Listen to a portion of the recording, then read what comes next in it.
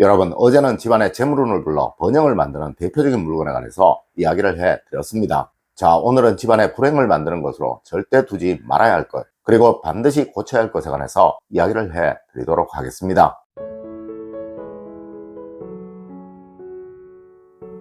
여러분, 안녕하세요. 이정재입니다. 여러분, 이 물건들은 절대 집안에 두지 마세요. 이것은 집안의 기의 흐름을 차단하는 것들로 그 집의 기운이 아무리 좋아도 그 기운이 살아나지 못하도록 만드는 것들입니다. 네, 불행한 그리고 힘든 삶을 살아가는 사람들의 집에 가보면 무조건 이것이 몇 개씩은 다 있으며, 또 행복하고 번영을 누리는 집에 가보면 절대 이것이 단 하나도 없습니다. 첫 번째로, 여러분, 조명이 어두운 집에는 반드시 불행이 찾아오게 됩니다.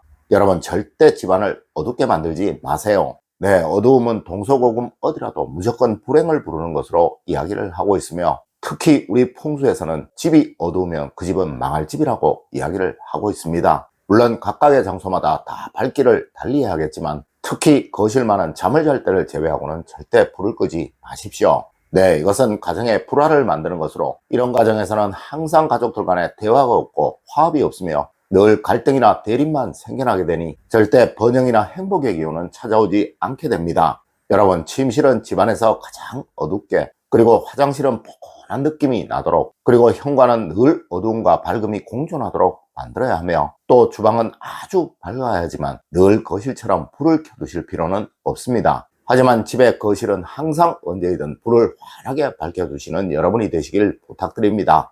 두 번째로, 여러분, 문충살보다 더 무서운 것이 바로 이것입니다. 아마 풍수를 제대로 이해하지 못하시는 분들은 격각살이니 문충살이니 하는 이야기를 참 많이 하실 거예요. 네, 문과 문이 정면으로 보고 있거나 또 모서리 부분에 집이 있으면 좋지 못하다라고 하는 이야기이죠. 하지만 여러분, 이거보다 정말 무서운 것이 있으니 그것은 바로 문에 무엇인가를 붙여두시는 거예요. 네, 문 안쪽, 즉 방 안에서 보이는 부분에는 무엇인가를 붙여두셔도 전혀 상관이 없습니다. 하지만 여러분, 문 바깥쪽, 즉 거실에서 앉아서 보이는 부분에는 절대 무엇이라도 붙여두시면 안 되는 거예요.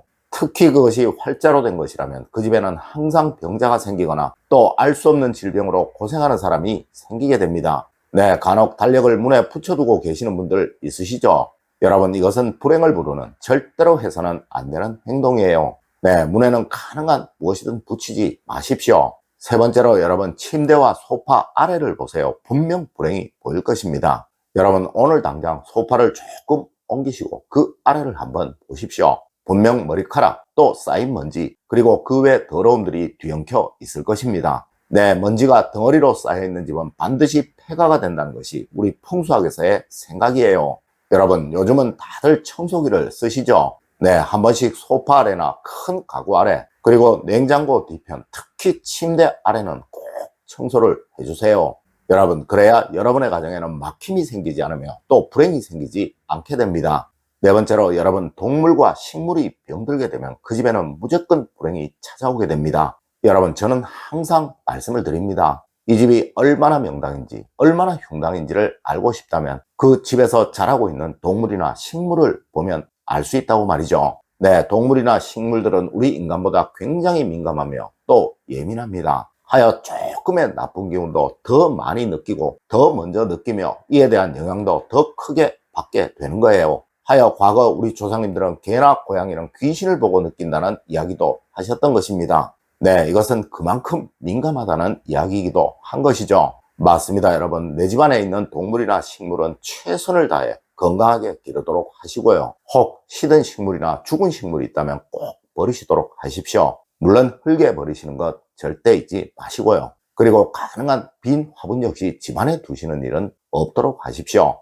다섯 번째로, 여러분, 식재료의 보관을 보십시오. 그러면 분명 불행이 보일 것입니다. 여러분, 과거 우리 조상님들은 차 한 장을 보시면 그 집 며느리의 살림살이를 알 수 있다고 하셨고, 또한 망할 집은 부뚜막을 보면 분명 다르다고 말씀을 하셨습니다. 네, 주방이 청결하지 않고 정돈이 되어 있지 않으면 절대 운이 살아나지 않으며 또 불행해지게 된다는 말이 바로 이 말인 것이죠. 여러분, 과거의 찬장이 바로 지금의 냉장고이며 또 과거의 부뚜막이 바로 지금의 화구인 거예요. 여러분, 항상 냉장고 안에 식재료의 관리 신경을 쓰십시오. 네, 동양의 풍수는 바로 먹는 것으로부터 시작을 합니다. 여러분 혹시 백종원 선생님이 과거 골목식당이라는 프로를 하실 때 주방에 들어가시면 항상 어디부터 보셨는지 기억을 하시나요? 맞습니다. 항상 냉장고부터 열어보셨죠? 여러분 냉장고 안에서 이상한 냄새, 불쾌한 냄새가 나는 곳은 그곳이 어디든 뭘 해도 절대로 잘 될 수가 없어요. 네, 가난으로 고생하는 사람들의 집에서는 무조건 냉장고 안에서 이런 냄새가 나며, 그리고 금전적인 풍요를 누리고 있는 집은 무조건 냉장고 안이 아주 신선하며 또 청결합니다. 여섯 번째로 여러분 주방의 싱크대를 한번 보세요. 분명 불행이 보일 것입니다. 여러분 주방 싱크대에 볼 안은 그 집의 돈의 흐름을 상징하는 대표적인 장소입니다. 네, 이곳에 설거지거리가 늘 쌓여있는 집은 절대 돈 문제로 고생을 하지 않을 수가 없으며, 이것이 항상 깨끗하고 유지가 잘 되고 있는 집, 하여 물의 흐름에 막힘이 없는 집은 절대 돈 문제로 고생을 하는 경우가 없다는 것이죠. 일곱 번째로 여러분, 운은 항상 사람이 만듭니다. 늘 운이 좋은 사람이 되십시오. 여러분, 우리는 일반적으로 풍수라고 하면 물건이나 위치 그리고 장소만 생각을 하고 또 신경을 씁니다. 하지만 여러분, 세상 모든 것은 사람들이 다 만드는 것이고 또 사람에 의해서 사용이 되는 거예요. 네, 운 역시도 그러한 것이죠. 하여 과거 우리 조상님들은 터가 아무리 좋아도 집만 못하고 또 그 집이 아무리 좋아도 그 집에 사는 사람만 못한 것이다 라고 말씀도 하셨던 거예요. 여러분, 무조건 어른은 다정하고 포근해야 하며 또 아랫사람은 예의 바르고 윗사람을 존경할 줄 알아야 합니다. 네, 이런 가정이 되도록 노력하세요. 그리하면 모든 운은 다 살아날 수밖에 없게 됩니다.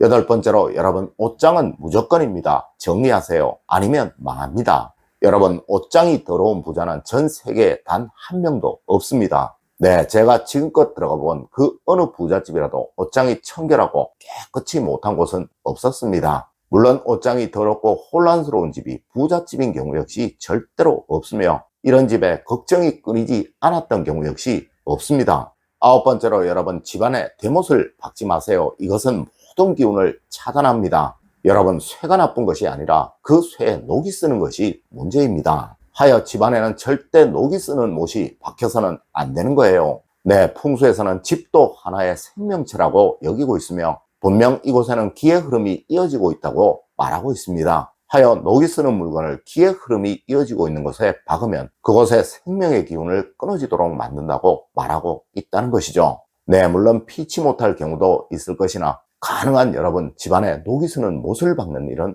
없도록 하십시오. 여러분, 오늘은 집안에 절대로 있어서는 안 되는 것에 관해 이야기를 해 드렸습니다. 오늘 제가 알려드린 것들은 비단 기록적인 이야기만 아니라 실제로 제가 그동안 들어가 보았던 모든 부잣집들 그리고 모든 가난한 집들에서 어김없이 있었던 것들이에요. 네, 이유 없는 결과는 절대로 없다는 것이죠. 여러분, 오늘 제가 알려드린 이야기 꼭 명심하셔서 항상 번영과 행복만 가득 누리시는 여러분이 되시길 기원드리며 오늘의 이야기를 마치도록 하겠습니다. 늘 올바른 학문과 올바른 지식을 여러분들께 전하도록 노력하겠습니다. 여러분 긴 시간 감사드립니다. 감사합니다.